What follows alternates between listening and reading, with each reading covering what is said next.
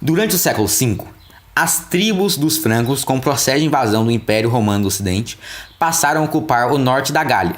No governo de Clovis, em 494, os exércitos reais empreenderam uma investida militar contra os visigodos, que assegurou o domínio sobre toda a região gaulesa. No decorrer dos governos francos, os reis empreenderam uma sólida associação com a Igreja Católica. Ao longo do século VII, os vários reis que assumiram o trono não conseguiram assegurar a unidade dos territórios. Conhecidos como os reis indolentes, tais autoridades passaram a conceder poderes políticos a um grupo de funcionários públicos, conhecidos como majordomos ou prefeito do palácio.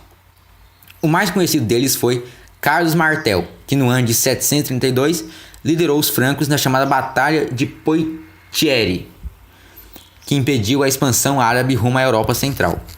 Com essa conquista, Carlos abriu portas para que seu filho Pipino, o Breve, garantisse a condição de rei dos francos.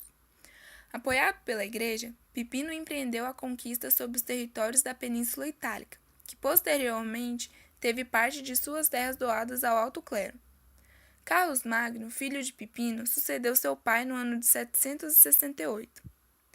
Na década de 770, Carlos Magno subjugou os lombardos e saxões, obrigando-os a se converterem ao cristianismo.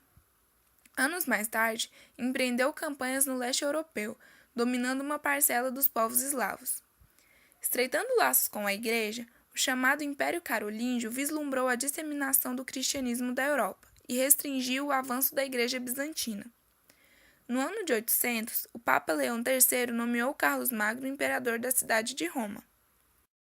Para manter a unidade de seus territórios, foi necessário que ele distribuísse terras aos diversos integrantes do clero e da nobreza. Ao conseguirem a posse dos condados e das marcas, tipos diferentes de possessão de terras, esses grupos sociais estabeleciam um sólido laço de fidelidade com a autoridade de Carlos Magno. Além disso, o imperador criou um grupo de fiscais chamados emissários do Senhor, que eram obrigados a fiscalizar os territórios reais. Carlos ainda criou as capitulares, primeiro conjunto de leis no mundo medieval. As conquistas desse império, que se formam na Idade Média, foram responsáveis por um período de intensa atividade cultural. Patrocinado pelo rei, escolas foram fundadas, várias obras greco-romanas foram traduzidas com o auxílio da Igreja, que preservou boa parte desse conhecimento.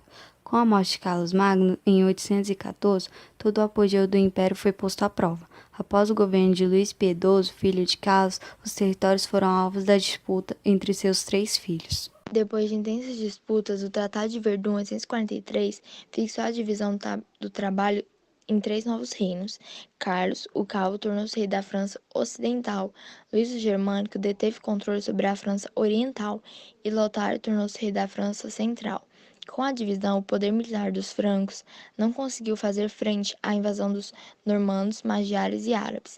Nesse processo, outros nobres ganharam prestígio mediante seu sucesso militar. Em 987, o Capeto controlou a região da França Ocidental. Com sua ascensão, teve início a chamada dinastia capetinga. Na porção oriental, os duques da Franconia, da Saxônia, da Baviera e da Suábia tomaram conta da região, fundando o reino germânico. A queda do Império Carolíngio deu fim ao reino dos francos, que foi substituído pelo poder político dos nobres proprietários de terras.